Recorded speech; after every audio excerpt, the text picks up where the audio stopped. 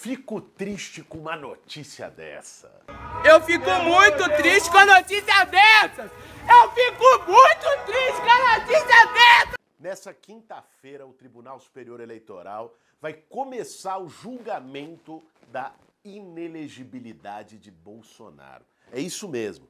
Se o Bolsonaro for condenado, ele vai ficar pelo menos 8 anos sem poder ser candidato a nada, fora da fotinho na urna. Porque além de genocídio, corrupção, ataque à democracia a céu aberto, roubo de joia da Arábia Saudita, o Bolsonaro também cometeu crime eleitoral. Quais foram esses crimes eleitorais e qual o impacto uma condenação do Bolsonaro pode gerar no tabuleiro político brasileiro? Esse vai ser o tema de hoje do nosso Café com Bolos. E aí, tem tempo para um cafezinho?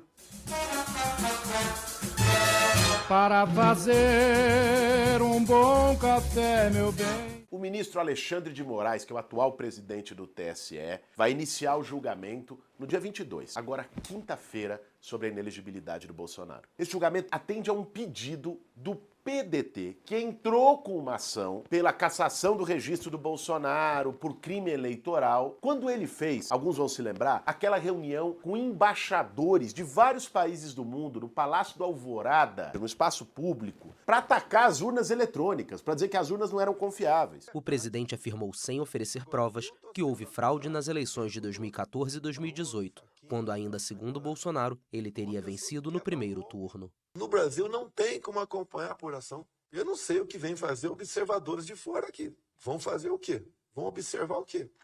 Se o sistema é falho, segundo o próprio TSE, é inauditável também, segundo uma auditoria externa pedido por um partido político, no caso o PSDB, em 2014, usando estrutura oficial do governo e transmitindo pela TV oficial do governo. Ou seja, ele usou estrutura pública para fazer campanha eleitoral sem mencionar o ataque à democracia. Isso foi reconhecido pela Procuradoria-Geral Eleitoral, que deu o seu parecer favorável à inelegibilidade de Bolsonaro. Como é que funciona isso? Se ele se torna inelegível, 8 anos o Bolsonaro fora de qualquer eleição. Vários políticos brasileiros já perderam, já se tornaram inelegíveis, vários acusados e condenados e por aí vai. E o Bolsonaro pode seguir esse caminho. Foi juntada, nesse pedido do PDT, outras 16 acusações de crime eleitoral contra Bolsonaro. Em geral, ligadas a uso da máquina pública, como nós vimos, que foi aquele do consignado do Bolsa Família, o consignado do Auxílio Brasil na véspera das eleições, o uso da máquina pública para tentar, na prática ali, meio que ganhar setores para os quais ele não fez nada, que foram os mais pobres, e também os ataques dele à democracia, os ataques dele ao sistema eleitoral. De algum modo, se juntou esses procedimentos e agora os ministros do Tribunal Superior Eleitoral vão se debruçar e julgar. Houve crime eleitoral? Para mim está mais que visível que houve, para o Ministério Público Eleitoral também. Se houve, e se o TSE entender assim, é condenação Bolsonaro inelegível. E os crimes eleitorais do Bolsonaro, vamos combinar aqui, são a ponta do iceberg. Porque o cerco agora está se fechando. Celular do Mauro Cid. Rapaz, como fala esse celular do Mauro Cid? Quanta informação ele dá? A última foi agora de uma minuta do golpe, que era uma minuta mais elaborada, mais detalhada. Vocês devem ter visto, foi assunto da última semana, propondo afastamento e prisão de ministros do Supremo Tribunal Federal, estado de sítio, convocação de novas eleições. Era um plano que eles tinham montado e que, obviamente, o Mauro Cid era o ajudante de ordem, era o office boy de luxo do Bolsonaro. Tudo que o Bolsonaro queria era ele que operava. Lógico, é mais do que lógico que o Bolsonaro está envolvido nisso e as provas do celular do Mauro Cid estão levando cada dia mais a isso. A CPMI do 8 de janeiro, a CPMI do golpe, que os bolsonaristas queriam tanto instalar, agora que ela foi instalada, eles estão embaixo da mesa, porque a narrativa não se sustenta. Começou a convocar, pediu quebra de sigilo do Bolsonaro, convocou Mauro Cid, convocou o general Heleno, convocou Braga Neto. Agora a onça vai beber água. O cerco está se fechando para o bolsonarismo nos casos de corrupção, nos casos de joias, nos casos de golpismo. Isso vai fazer com que o Bolsonaro tornar inelegível talvez seja uma expectativa otimista para o Bolsonaro, porque ele pode acabar indo parar na papuda. Nós não estamos falando só de legislação eleitoral, de crime eleitoral. Nós estamos falando de crimes crimes contra a democracia, se a gente recuperar crimes contra a saúde pública na pandemia, nós estamos falando de crimes de corrupção em vários desses casos. O cerco está se fechando demais para o Bolsonaro. O que a gente precisa pensar? É quais as consequências de Bolsonaro inelegível e dele ficando acuado. Todo mundo conhece aquela história, um animal acuado reage, ataca. Qual que vai ser o próximo passo do Bolsonaro? Agora ele tá pianinho, escondidinho. Aquele vídeo é sensacional, né? Ninguém vai pegar meu celular. Pô, pegaram meu celular. Ninguém vai pegar meu telefone. Pegaram meu telefone. Essa é a cara do Bolsonaro hoje, né? Ele tá, não pegaram meu celular. Porque é isso, é alguém que tá com muito medo. Porque quem deve, teme. Vamos pensar politicamente. Quais as consequências? Primeiro, provavelmente, com Bolsonaro inelegível, tende a haver uma radicalização do setor bolsonarista mais duro. Os fanáticos, um bolsonarista da terra plana. Essa turma de doido. Tem meia dúzia desses lá na Câmara dos Deputados, que a gente tem que conviver todo dia por dever de ofício. Essa turma vai radicalizar mais, falar todo tipo de coisa. E vai intensificar uma discussão com os bolsonaristas mais pragmáticos. Porque tem isso, né? O PL tem uma ala de bolsonaristas raivosos, que gritam, que esperneiam, que xingam, que lacram, o outro bota peruca. E tem aquela ala dos bolsonaristas, mas que é do bolsonarista do Centrão, o bolsonarista que quer...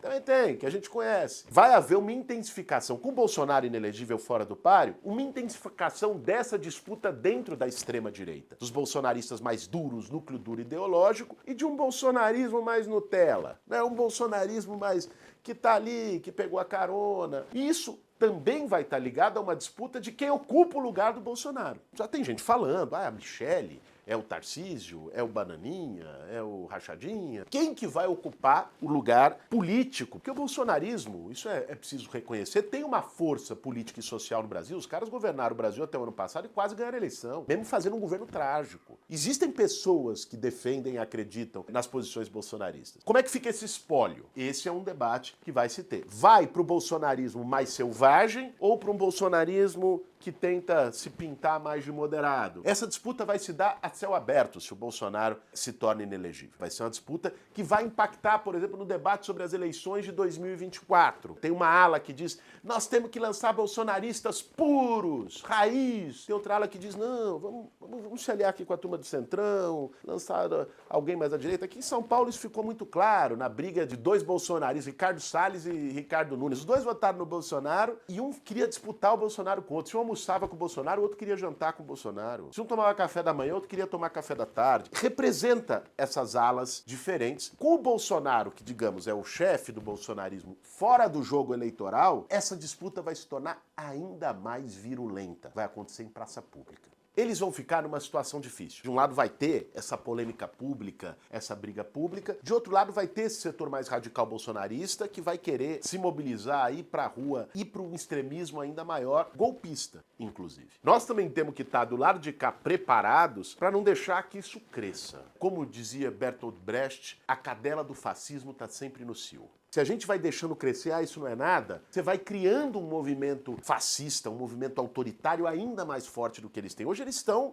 recuados, porque perderam a eleição, porque tentaram dar um golpe e fracassaram, porque o líder deles vai ficar inelegível e talvez seja preso, que a casa está caindo para eles, mas nós temos que estar muito atento em relação a essa movimentação. E vou dizer para vocês, pessoal, você que acompanha o nosso Café com Bolos aqui, toda semana. Punir o Bolsonaro, tanto com a inelegibilidade pelos crimes eleitorais, quanto com os processos criminais que podem levar à prisão, não é uma questão de vingança. A gente tem dito isso aqui sempre. É uma questão de justiça. De justiça, inclusive histórica. Porque no Brasil, a gente foi se acostumando ao longo da nossa história de fazer transições, mudanças, sempre por cima, sempre com acordão. O governo Bolsonaro, tal, muda... Aí faz um acordão, como dizia lá o Romero Jucá, com o Supremo com tudo, e se resolve as coisas. Não, pessoas têm que pagar pelos crimes. Nós temos milhões de pessoas que perderam seus familiares. Por mais de 700 mil pessoas mortas, que deixaram milhões de familiares, pessoas queridas. Pela postura dele, do cara negar a vacina. Nós tivemos um país, uma conquista democrática que custou sangue, teve gente torturada, teve gente morta para conquistar a democracia,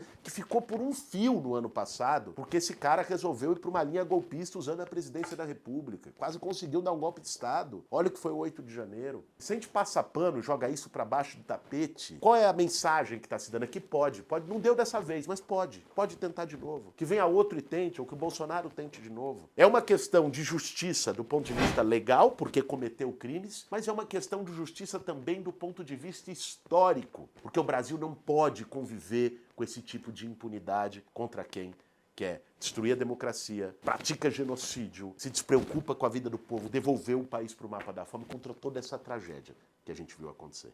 Por isso nós vamos acompanhar de perto esse julgamento que começa no dia 22, exigir, cobrar, fazer pressão pela inelegibilidade do Bolsonaro para que depois ele responda criminalmente no banco dos réus por todos os crimes que ele cometeu. Esse foi mais um Café com Bolo. Para fazer um bom café, meu bem.